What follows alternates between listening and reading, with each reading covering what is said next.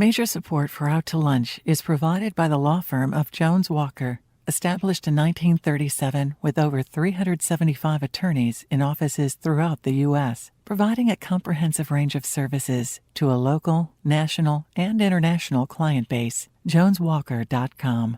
Additional support comes from Wyndham Garden Lafayette. From Cafe Vermilionville in Lafayette, we're out to lunch with Professor of Finance and Director of the award-winning Burkenroad Reports, Peter Ricciuti. It's business, Acadiana style. Hi, I'm Peter Ricciuti. Welcome to Out to Lunch, Acadiana. The legend of Evangeline is the Cajun Romeo and Juliet. It's a story that captures the essence of Acadiana experience, and it's as romantic as any ever told. The story of Evangeline Parish is equally Cajun. It may be a little more down to earth than the eternal search for love, but then again, if that search includes the love of Boudin and Cracklin, some folks can be as determined as Evangeline herself. Just ask T Boy. T Boy is the owner of T Boy's Boudin and Cracklins, T Boy's Slaughterhouse and Meat Market, and T Boy's Cajun Seasonings. T Boy is based in Mamou, Louisiana, but for those of you listening outside of Evangeline Parish, you can also find T Boy's meats at T Boy's Boudin Online. T Boy, welcome to Out to Lunch. How you doing? Good, it's glad to have you here. Now, once you got your meat, one of your favorite methods of preparing it is barbecue. Over 70% of American homes have a grill, which means around 200 million Americans enjoy barbecue. Now that's a huge market, and not just for meat. What's barbecue without barbecue sauce? One of Louisiana's best known and oldest barbecue sauces is from Evangeline Parish. Jack Miller's barbecue sauce started out in 1941 at Jack Miller's American Inn restaurant in Ville Platte. In 1955, Jack Miller bottled his restaurant's sauce, and it soon found its way into stores across the state and beyond the borders of Louisiana. Today, Jack Miller's barbecue sauce is still made in Ville Platte by members of Jack's family, headed up by his son, Kermit. Kermit Miller, welcome to Out to Lunch. Thank you, Peter. Now, I don't have time on the show to introduce you to all the great business people in Evangeline Parish. In fact, we couldn't even fit them here into this spacious room at Cafe V, but we can do the next best thing, and that is introduce you to Tojo Ward. His real name is Dr. William Ward, but everybody calls him Tojo. Tojo is the chairman of the Evangeline Parish Industrial Board, an Evangeline Parish organization that fosters economic development. Tojo, welcome to Out to Lunch. Thank you so much. You do know all the business people in that area, huh? Just about, yes. Now, the word entrepreneur often brings to mind a 20-year-old kid in Silicon Valley who's either going to be a billionaire or just another guy with tattoos. T-Boy, your story is the real definition of entrepreneurial success. In 1995, you started out with a small slaughterhouse.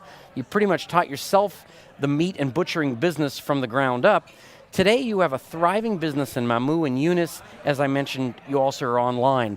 You make a whole line of Cajun meat products. You've got national attention from reputable food critics, and you employ about 30 people.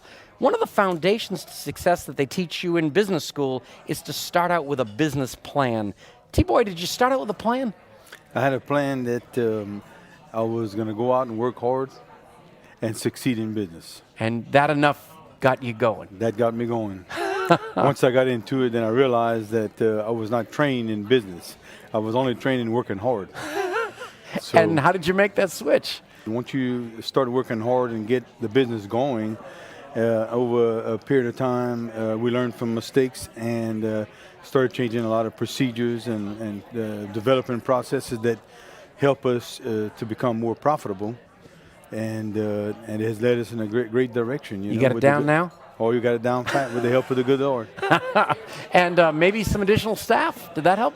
Yeah, when we first started, we started with my wife, a couple of my kids, my son and my daughter, and 2 other workers, employees. And we grew and learned, and now we're up to 30 people. Wow. Now, when you kept expanding, and a lot of people have goals of expanding, but when they do, they start to maybe lose control, things start to go amiss. How have you been able to keep all these parts together? Well, number one that I always keep in my mind is that I'm there. I try to be one of the first persons there every morning, if not every morning, most mornings. And when we're doing hands-on made products like Boudin and Cracklins, there's a lot of ingredients in the Boudin, and if you're not there to pass your eye to make sure the employees are putting the freshest of all products, it can change the taste of all your product. Are there secret formulas? We have a few secret formulas, yes. I can't beat those out of you. Well, several $1 million can get it. Retirement money. T Boy, right. the honest man. Now, Kermit, you have a product that's so intimately identified with its creator, it can be hard to separate the two. Jack Miller's barbecue sauce has your dad's name right on the product. You can't get much more of an identification than that. You've been able to not only successfully continue your father's business, but you've grown it. You've added a family of Cajun products to join the barbecue sauce, and like your dad, you've now brought your own son into the business. What are the essential business lessons you learned from your dad that you're passing on to your son? And is there anything you've learned the hard way that you definitely don't want to pass on? Oh yeah, that comes with the work. I was fortunate enough to work with my dad for over 20 years. Wow. And the employees that he had been there 30 years. You know, most of them been there 20, 30 years. So I got to work with them. I inherited a lot of their work and learned from all of them also. But, you know, you're going to make mistakes. You just hope you can afford to get past them. Yeah, you just don't want to make them the same one again. I guess No, that's it the. gets very expensive after a while. Now, it has got to be, particularly with the history of this business, very fulfilling to have your son in the business. Yes, that was a total surprise. I have two sons and a daughter, but he was the last on the list that I would have thought would have come into it. He was here at UL and graduated in music, and he was in a local band, and they traveled around and they had a good time. He worked here at Cafe V. Really? For several years he worked here, and they were good enough to let him go when he needed to go on tour with the group. For about 10 years he did that. And he came home kind of in between jobs after the band broke up. They were called Frig-a-Go-Go, by the way, to refresh some of the memories. And he started working with us to make a little sideline money, and the first thing you know, he said, I kind of like doing this. So he's still there as about 11 years now, so thank God for that. Now, what do you have the situation where you had the barbecue sauce, I guess, was served in the restaurant. People must have said, I love this stuff. How can I get it at home? And then you've gone out and you've broadened the line. I mean, that must have been a little scary. Yeah, it was. We figured, well, we have a good name, and if we put that name on a product and we have a good product, then hopefully you can extend your line. It didn't quite work out as well as we thought it would. This is back in 1988, 89, that we came out with our Cajun seasoning mix. You did it right during the oil town turn. That was tough it was a bad time to do it. And then also, my dad used to make a what he called a cocktail sauce in the restaurant that he put over the shrimp cocktail. And we call it a dipping cocktail sauce to give it a little bit more variety.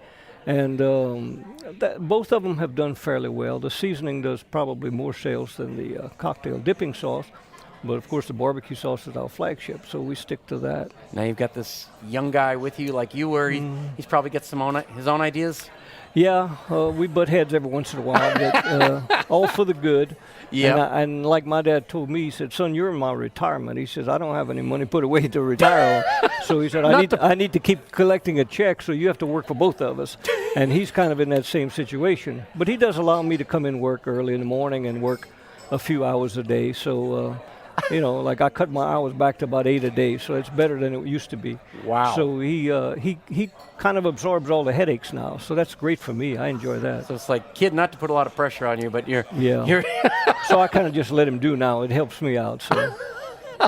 Now, Tojo, Evangeline Parish is different from probably any other place in America. It's a collection of small towns ranging in size from a few hundred to almost 10,000. In this kind of situation, economic development can mean very different things to different people, as radically different as being seen as something essential or something that's going to ruin a town and take away a way of life. How do you balance these positions, and how do you grow a business in the parish, retain what's special and rural about it, and keep everybody happy? Well, with the formation of the industrial board back in 2005, we certified a site in our industrial park. And that site was theoretically to attract a big business. like some of the businesses we have already in manufacturing, like Cameron Iron Works, Cabot, that type of thing.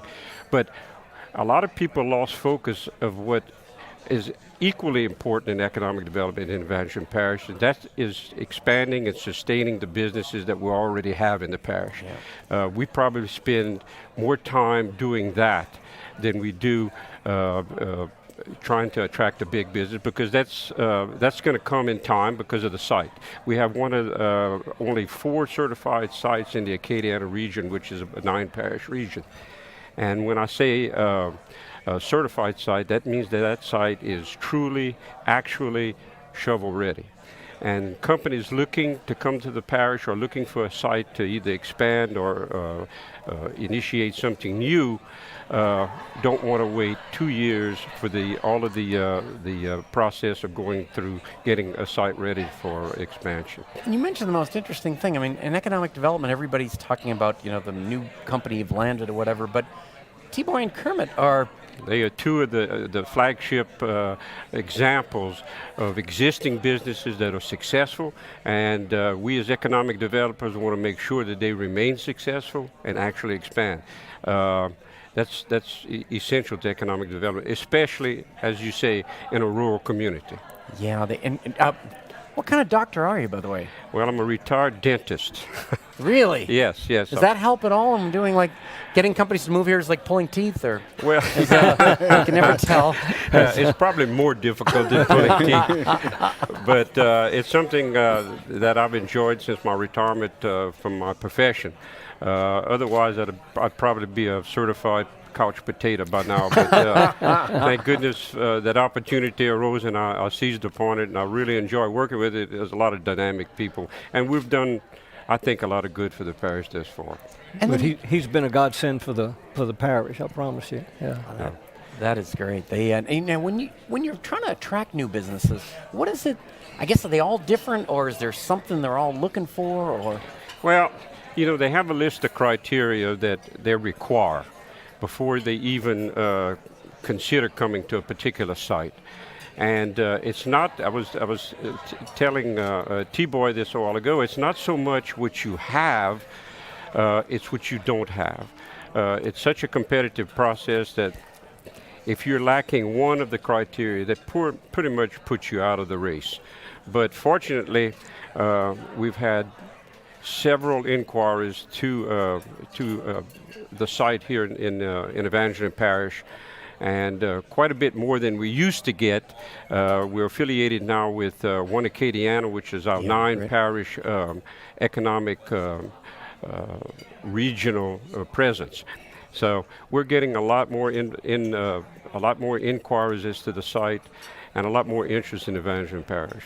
I guess a couple of months ago it closed, but Schlumberger bought Cameron. They did. So you probably kind of went to Cameron when that was going on, and or went to Schlumberger, the new owner?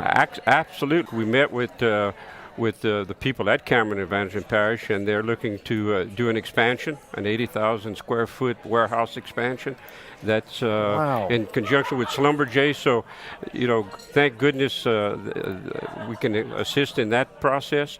But we get called upon to do different things in the parish. I don't tell you, most oil stores are going the other way. Right. That is and then how do you get the word out about Evangeline Parish outside? I mean, I guess there's trade journals, things like that, or? We're on several local websites, regional websites, state websites, national and international websites through the site selectors that we associate with on a yearly basis. We attend that conference, and so if a person is interested potentially in a site, they basically, all they have to do is go to a website. We have GIS coverage in the parish, and they can find out a terrific amount. And of course, then that starts the process. They usually will contact Louisiana Economic Development, and they in turn will contact our regional economic development, which is One Acadiana now. And then it filters down to us as far as the specific requests for information. Now, you other two guys, Kermit and T Boy, I got to ask you, it's so much of what you're doing is based on taste. Do you have super duper taste buds? Is that why you're better than other people? Or We just work hard. Yeah. We were fortunate enough to have a good product from the beginning, and we work extra hard to keep it that way. And It's not the least expensive way to do it. is but tasting part of that? Yeah, we make sure that it tastes the way it's supposed to. That's Yeah. when you get up early in the morning. That's kind That's of it, kind of you thing. know. And T-Boy, you've got a wide variety of products here. I mean, how do we joked about secret ingredients, but how do you know that you've got it right? Is it all customer feedback, or are you doing something at the facility? Well, what we did is you talked about tasting.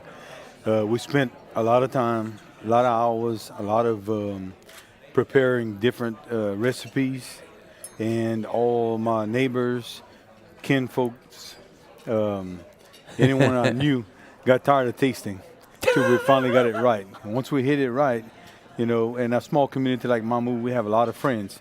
You know, I was a volunteer fireman. I'd bring samples to the fireman meetings. So we pretty much touched almost everybody in the town of Mamou till we figured out what they liked and what we thought was the best recipe for our boudins, which we're mostly famous for, you know, besides the other smoke products and so forth. And so we did a lot of tasting, and once we perfected it, we have not changed anything and will not change anything, you know. Some will say, well, you know, maybe you could put a little more spice, and some of the older people might say, well, you need a little less. Well, what we did is we made some that's hotter, and we made some with less seasoning, but we keep the original, the traditional one, original. I've been very blessed with, once I go to the Boudin contest here in Lafayette in October, 5 years in a row they've had an opportunity to taste mine, and I've been very blessed to win it 5 years in a row. Whoa. People's Choice. That's a good Wow, thing. some pretty stiff competition. That's great. With some stiff That's got to say competition. something. Yeah, absolutely. A lot of, there is a lot of good boudin out there, a lot. So we're very proud of that. But you know, one thing I wanted to ask you, Kermit, is that you particular is shelf space in these stores. It is you're going against really big boys. How do you do it? I can always find my customers because in the grocery store, because their knees are dusty. they have to get down on their knees at the bottom shelf to find the product. But at least we're in the store, so Yeah. we try to keep a space there. We sell to distributors and wholesalers, so you know we're fortunate where our brokers go in and they try to make sure that we're where we're supposed to be. And one day you'll go in and one of the distributors might come in and have some other products that is encroached on the area that he's allowed, and then they push it back and put ours in, and he might take a little bit of their space, and it goes back and forth. You know, some of the companies, you walk and you see everything right in the middle of the aisle. You know, that costs them an awful lot of money. And those kind of the big names that we're thinking of. Yeah. Well, that's national brands. Naturally, you know, they You have know- a lot of incentives. Yeah. What's interesting about T-Boy's business is that he's one of the dying breed of the slaughterhouse in existence. We used to have how many slaughterhouses we used to have in Every Evangeline town had Parish? them. I think it was in the 20s. Yeah. I mean, are you Yeah. down to the last one? I am the last one in Last Evangeline one. Parish. In the parish. It's just like the full service gas station. Yeah. They're Yeah. going by the wayside, but the more regulations they get, the more they Yeah. drop out. That's a big You know, thing one to of, route 'em out. one of the things that's important to all of my products is that being a slaughterhouse, because of the fact that they ask me, well, what type of meats do you put, or where do you get your meats from? What trucking company does it come in from? And it does not. I buy from local feedlots for my calves and my hogs, and when I make my products, you know, they're made mostly out of the products that I slaughter myself. So we know the age of it, the quality Right. of the product, and making sure that we keep top quality. And the way things are going, people are asking more of those questions. So They want to know that origin. yeah, they. There Was is he a trend. happy before he died? Yes, they. There's a trend out there for regular fed animals instead of all these high energy, high protein, and there is a trend of getting Keep good it fed natural. animals Right. without all the steroids and all that. And And we steroids serve need that. to stay where they belong in baseball players. Yeah. It's, Where they pay the good money. Yeah. now it's time to do the checklist, a little part of the show where we take a break and ask you a quick question that you probably wouldn't find on a loan application. Tojo, I'll start with you. What were your career plans when you were in college?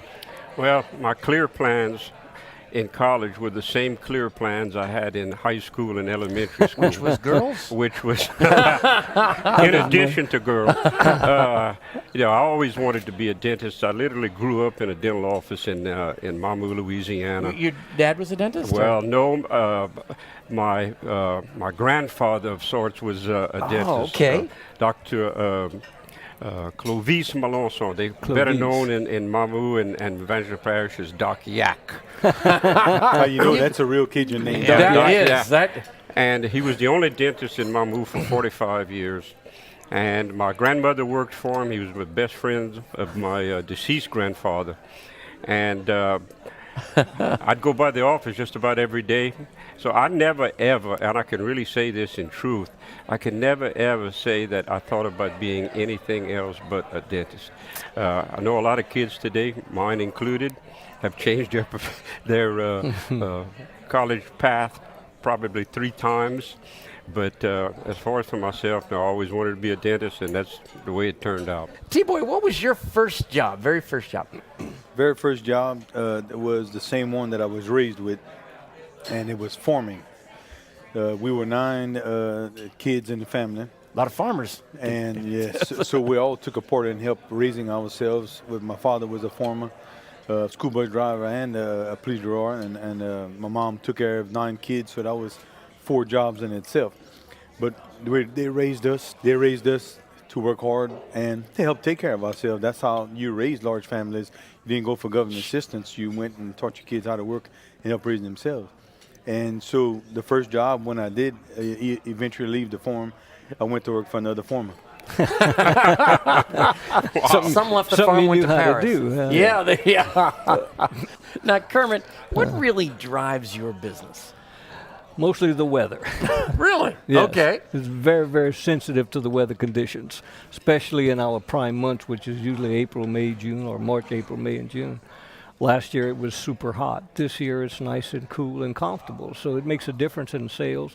People want to get out and cook and be outside and enjoy the springtime weather. So if it gets too hot, they don't barbecue. When it gets to July and August, we go on vacation or do something else. And then the winter's not too bad, as long as it's not raining. But if the cold is okay, but the cold and the rain together is not good at all.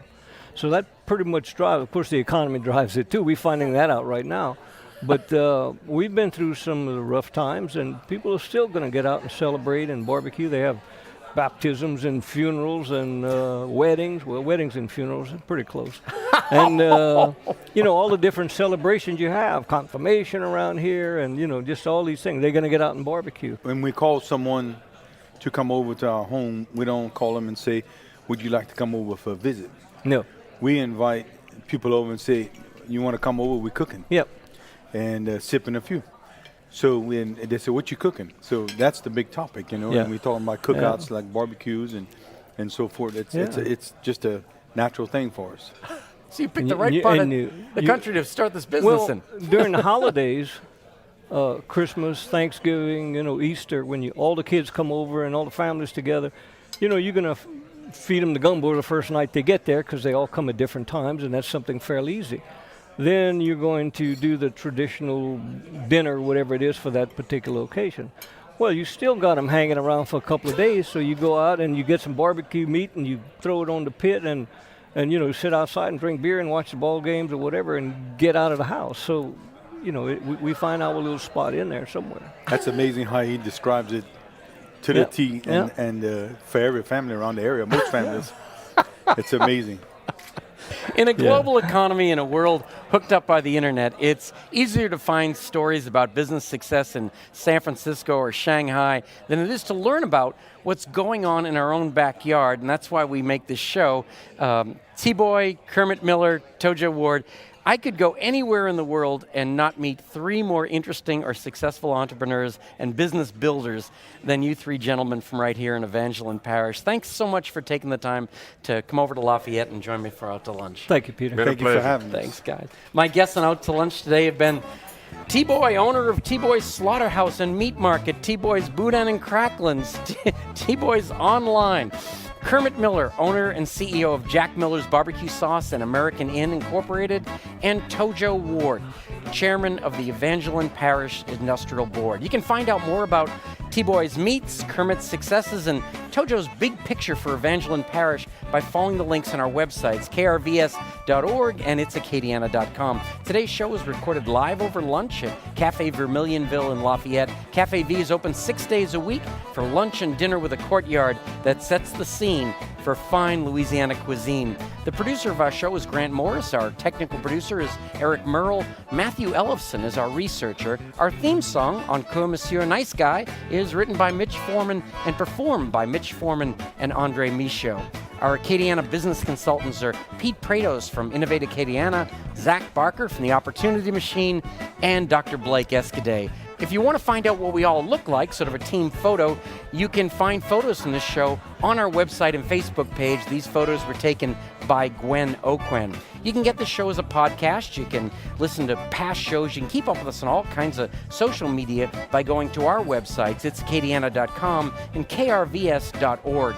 Support for Out to Lunch Acadiana comes from Wyndham Garden Lafayette, located off Pinhook near Calise Saloon. Wyndham Garden Lafayette offers a complimentary airport shuttle within a 3-mile radius, reaching downtown, shopping, and local restaurants. Additional support comes from ABiz Magazine and AcadianaBusiness.com, the essential information source for business decision makers throughout the One Acadiana region. Out to Lunch is a production of I&O Broadcasting for itsacadiana.com and KRVS 88.7 FM. I'm Peter Ricciuti. Thanks for joining me. I look forward to meeting you again next week around the table here at Cafe Vermilionville for more business, Acadiana style, on Out to Lunch. Major support for Out to Lunch is provided by the law firm of Jones Walker, established in 1937 with over 375 attorneys in offices throughout the U.S., providing a comprehensive range of services to a local, national, and international client base. JonesWalker.com. Additional support comes from Wyndham Garden Lafayette,